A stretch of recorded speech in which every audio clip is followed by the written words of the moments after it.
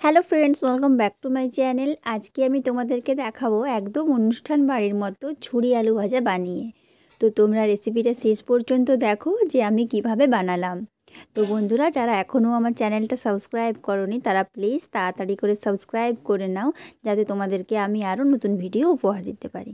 তো চলো রেসিপিটা শুরু করি। দেখো, আমি ঝুরি আলু ভাজা বানানোর জন্য নিয়েছি আলুগুলো ছুলে নিয়েছি। এরপর এগুলোকে আমি গ্রেট করে নেবো।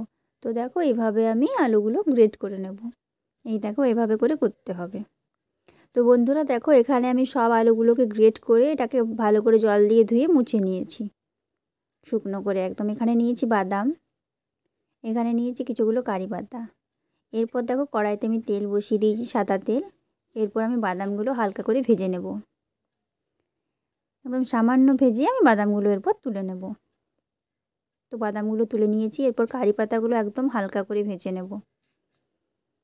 নিয়েছি। এরপর যে আলুগুলো আমি শুকনো করে রেখেছিলাম সেগুলোকে ভেজে নিচ্ছি। আলুগুলো কিন্তু একদম শুকনো করে নিতে হবে। তো দেখো কত সুন্দর ভাজা হয়ে গেছে। এরপর আমি এগুলোকে তুলে নিচ্ছি। এইভাবে হালকা লাল লাল করে ভেজে নেব।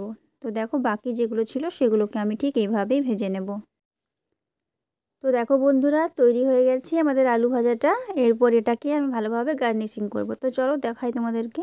প্রথমেই যে বাদামগুলো আমি ভেজে রেখেছিলাম সেই বাদামগুলো আলু ভাজার মধ্যে দিয়ে দিলাম। এইভাবে বাদামগুলো দিয়ে দিলাম সবগুলো। এরপর আমি দেখো যে কারি পাতাটা ভেজে রেখেছিলাম সেটাও দিয়ে দিলাম। তো ব্যাস বন্ধুরা, গার্নিশিং হয়ে গেছে। তো দেখো, তৈরি হয়ে গেছে আমাদের আজকের রেসিপি ঝুরি আলু ভাজা, একদম অনুষ্ঠান বাড়ির স্টাইলে। তো বন্ধুরা, তোমরা রেসিপিটা শেষ পর্যন্ত দেখলে তোমাদের রেসিপিটা কেমন লাগলো অবশ্যই তোমরা আমাকে কমেন্টসের মাধ্যমে জানিও। আর এই রেসিপিটা বাড়িতে অবশ্যই একবার ট্রাই করে খেয়ে দেখবে। আশা করছি সকলেরই খুবই ভালো লাগবে। তো ভিডিওটা ভালো লাগলে অবশ্যই একটা লাইক দেবে। আর এইরকম ধরনের আরও নতুন নতুন রেসিপি পাওয়ার জন্য কিন্তু আমার চ্যানেলটা তোমাদেরকে অবশ্যই সাবস্ক্রাইব করতে হবে। আর পাশে থাকা বেল আইকনটা প্রেস করবে আমার ভিডিও নোটিফিকেশান সব থেকে আগে পাওয়ার জন্য। আর বেশি বেশি করে ভিডিওগুলো তোমরা বন্ধুরা শেয়ার করো। খুব ভালো থাকো তোমরা।